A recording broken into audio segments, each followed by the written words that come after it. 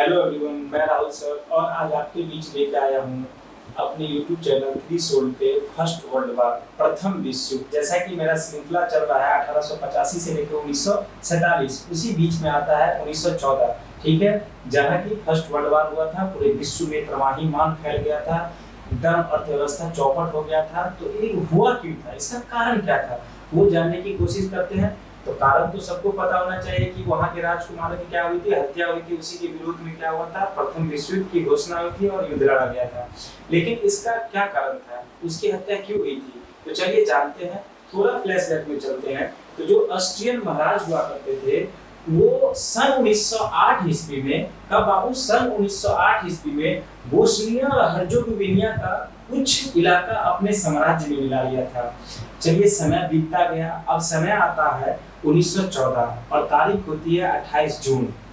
उसी time period में बाबू वहाँ के जो राजकुमार हुआ करते थे बोस्निया, वहाँ के जो राजकुमार हुआ करते थे बोस्निया नामक जगह पे, वो किसी से मिलने जा रहे थे।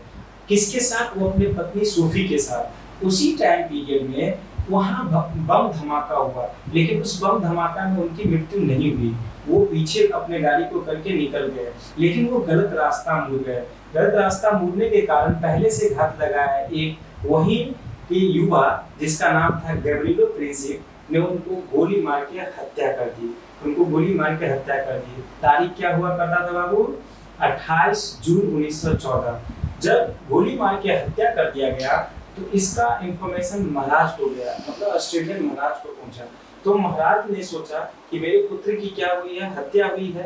तो उसका पूरा का पूरा जिम्मेदार जो होता है बाबू, सर्बिया को पहुंचाते हैं। किसको, सर्बिया को बोला कि तुम ही ने मेरे पुत्र को क्या क्या हत्या करवाया, वहीं का बालक था वो। क्योंकि सर्बिया को जिम्मेदार ठहराया।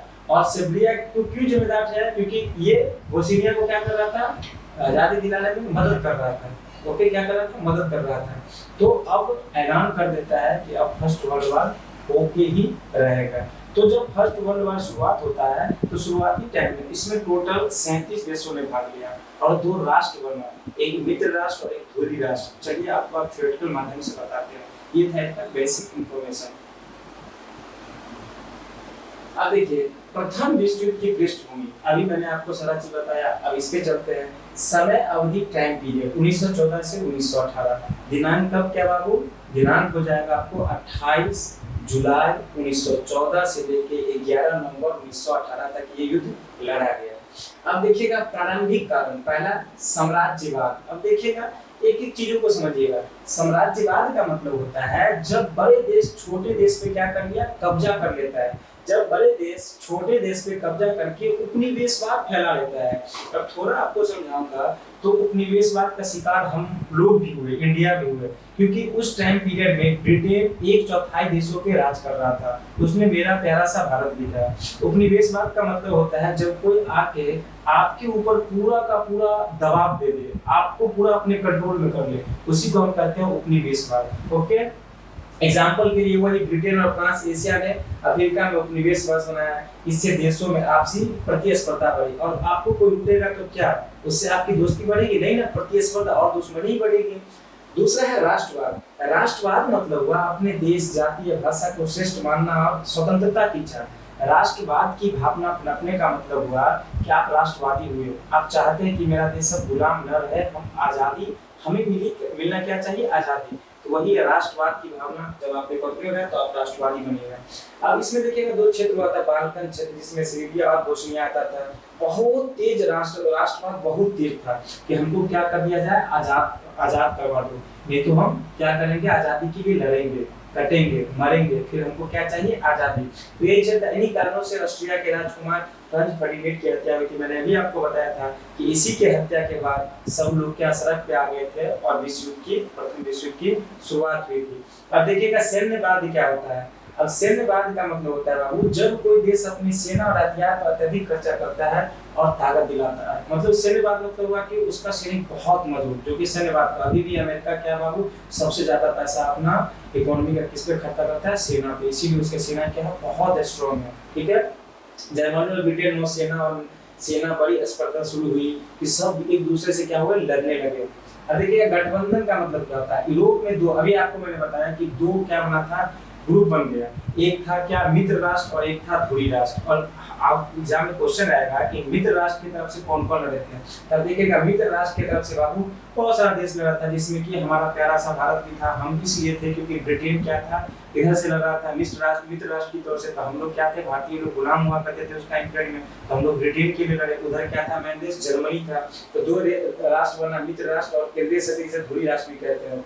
अब देखिएगा सराजुली घटना, अब देखिएगा 28 जून 1914 को ऑस्ट्रिया हल्दी की युवराज ऑक्विन फॉर फर्डिनेंड की सर्बिया युवक ने सभी किया, जिसका नाम क्या था, अभी मैंने बताया था आपको, उन्होंने क्या कर दिया, प्रिंसिप ने हत्या कर दिया था। यही घटना प्रथम विश्व युद्ध का ट्रिगर पॉइंट बना, यही घटना क्या बना, ट्रिगर पॉइंट बना, सबसे मोस्ट कारण बन गया क्या, प्रथम विश्व युद्ध का।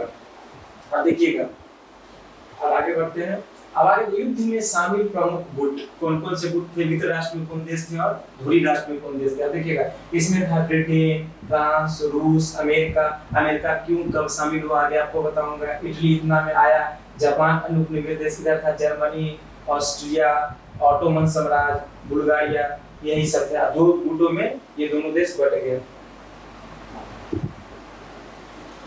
अब एग्जाम में ऐसा कि ये पूछा नहीं जाता है कि किस स्थल से कौन सा युद्ध लड़ा गया था, ये कभी एग्जाम में आया नहीं है। चलिए अब देखिएगा भारत का इसमें क्या योगदान था। भारत का बाबू योगदान था उस टाइम पीरियड में जब ये प्रथम फर्स्ट वर्ल्ड वॉर चल रहा था, तो 1915 में 9 जनवरी को गांधी जी कहां से आए थे, साउथ अफ्रीका से भारत आए थे। तो गांधी ने सोचा कि हाँ लड़ो, जब अंग्रेजों ने कहा कि लड़ना तो पड़ेगा क्योंकि हम लोग गुलाम थे, तो हम लोगों ने उसको अर्थव्यवस्था को मजबूत किया, अन्न अनाज सैनिक दिए। तो लगभग 74,000 भारतीय सैनिक शहीद हुए थे इसमें। कितना बाबू, 13 लाख भारतीय सैनिक लड़े थे, किसके लिए, अंग्रेजों के लिए। किसके खिलाफ, ध्रुवी राष्ट्र के खिलाफ। किस राष्ट्र के लिए, मित्र राष्ट्र के लिए, ब्रिटेन की तरफ से हम लोग लड़े थे। और इसी टाइम पीरियड में गांधी को एक उपाधि भी दिया था अंग्रेज, केसरी हिंद, याद रखिएगा केसरी हिंद की उपाधि दी गई थी। बदले में भारत को हम लोग को वादा किया गया था कि हम उनको क्या स्वतंत्र आजादी कर देंगे, मतलब उनको पूर्ण राज्य की स्वतंत्रता का अधीन कर देंगे, मतलब आजाद कर देंगे। लेकिन ऐसा हुआ नहीं, अपने वादे से मुकर गए, ठीक है, क्यों अंग्रेज। और वादा टूटा और हम लोग राष्ट्रवाद की भावना हम लोगों में पनपी और हमारे स्वतंत्रता सेनानी ने क्या किया, बहुत सारे आंदोलन करके उनसे लड़े। अब प्रमुख घटना है, आपको भी बताया था कि 1914 में युद्ध की शुरुआत हुआ, ऑस्ट्रिया वर्सेस सर्बिया, जर्मनी और ब्रिटेन भी शामिल हुआ, इटली अलायंस पावर में ज्वाइन किया। और अमेरिका के बारे में बताता हूँ। अमेरिका बाबू इस युद्ध में नहीं कूदा था, क्योंकि अमेरिका दोनों तरफ सप्लाई कर रहा था, क्या चीज का, हथियार का, ठीक है, बेच रहा था।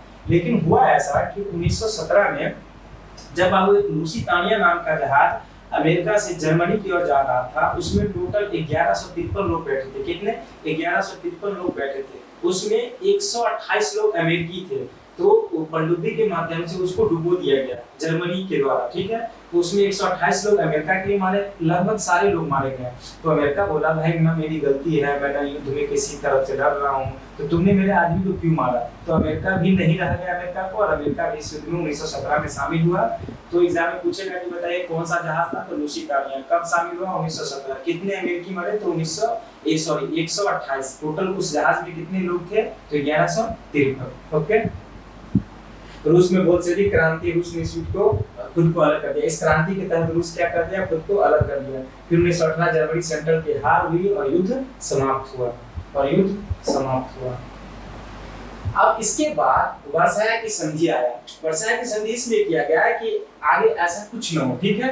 तो देखिएगा जर्मनी को युद्ध का जिम्मेदार ठहराया गया, और बाबू सब देशों ने मिलकर जर्मनी को इस युद्ध का क्या हुआ, जिम्मेदार ठहराया। और जिम्मेदार ठहराने के बाद जबरदस्ती तोप दिया गया कि इस युद्ध का वन ऑफ द मोस्ट कारण तुम ही था, तुम्ही की वजह से इतना नुकसान हुआ है और जुर्माना तुम ही भरोगे। जर्मन की सेना और नौसैनिक समिति कर दी कि उसका बहुत सारा इलाका भी छीन लिया गया, ठीक है, और उस पर पूरा लाद दिया गया कि जितना भी जान माल की खतरा हुआ सारा का सारा तुम भी भरोगे। नए देश बने, ऐसा नहीं हुआ। इस युद्ध में फिर क्या हुआ, बहुत सारे देश राष्ट्रवाद की भावना पनपी, बहुत छोटे छोटे देश, मतलब क्या बहुत सारा विघटन भी हुआ है, लेकिन बहुत सारा देश नया भी बना। जैसे कि ऑस्ट्रिया हंगरी ऑटोमन साम्राज्य की विघटन हुआ, ऐसा तो क्या टूट गया, और नया नया देश जैसे यूरोप में पोलैंड बना, चेकोस्लोवाकिया बना, यूगोस्लाविया जैसे नए देश बने। अब तीसरा लीग ऑफ नेशन, एग्जाम पूछेगा कि बताएं लीग ऑफ नेशन की स्थापना कब हुई, तो आप 1920। ये पूछा कि वर्साई की संधि कब हुई, तो 1919। ये इसलिए बनाया गया लीग ऑफ नेशनल, सब देशों ने मिलकर, कि भविष्य में युद्ध को रोकना, कि कोई युद्ध न हो। लेकिन ये क्या रहा, ये भी असफल रहा और द्वितीय वर्ल्ड वॉर हुआ। द्वितीय विश्व युद्ध हुआ, भारत पर असर, भारतीयों में संतोष बड़ा और गांधी के नेतृत्व में हम लोग आंदोलन को तेज किए। उसके बाद बहुत सारा आंदोलन हुआ, आंदोलन करते करते हम लोग 1947 में आज़ाद हुए। तो फर्स्ट वर्ल्ड वॉर का यही कारण था और इसका मैं एमसीक्यू क्वेश्चन भी लाऊंगा आप लोगों के लिए, तो देखिएगा, जो भी है अच्छे से समझ में आएगा कमेंट के माध्यम से आंसर दीजिएगा। ओके, धन्यवाद, मिलते हैं।